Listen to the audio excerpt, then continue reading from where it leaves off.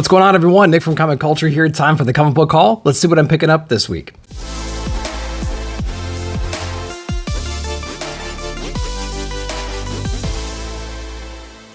All right, welcome back. So big shout out to Cadets, Toys, and Comics. Links will be down below in the description. Make sure to check those guys out. Let's see what I'm picking up this week. Starting over in the big two, we have Marvel, X-Men issue number 4, picking up the J. Scott Campbell covers. I think this is going to be one of his last ones on the first few issues here. So I'm going to be picking this one up, reading it. It's kind of on the hot seat, to be honest with you. I know it's so early in this run. We haven't really flushed out the idea of this new era yet, but some of the titles are just kind of painful to get through, to be honest with you. This one's mediocre, I would say. So we have number 4 out this week. Ultimate X-Men issue number 7. I gotta admit, I flipped through the pages of this one and I'm like completely lost on the story in general here. There's a lot of things going on, but I feel like we're missing every other panel. The storytelling's a little bit clunky. There's a lot of characters, some flashbacks, things like that going on. I can't seem to follow the story, but we have issue number 7 out now. I'll give this one a read and see what happens there.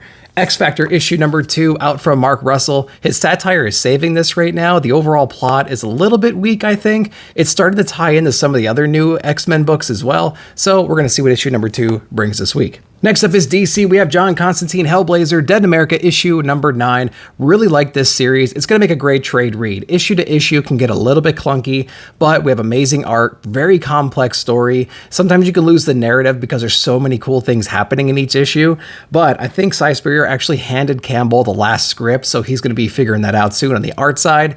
I'll be sad to see this go. Great run so far. Let me know if you're reading it. That's actually it for DC. Let's go over to ENJ Universe with the Void Rivals 10th print. This is the Daniel Warren Johnson variant, so I got that one right there just for the collection.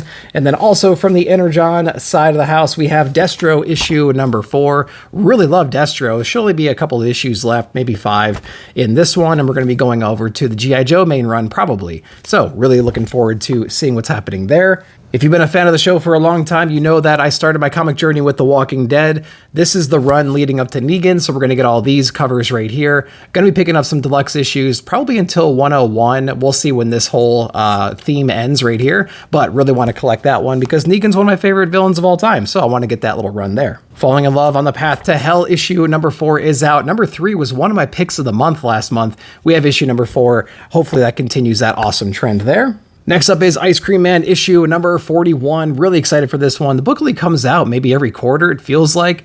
So really excited to have this one out this week. Next up from Daniel Warren Johnson, Riley Rosmo, and Mike Spicer, The Moon is Following Us issue number 1. Really excited for this one. Love this creative team. We're going to be checking this one out.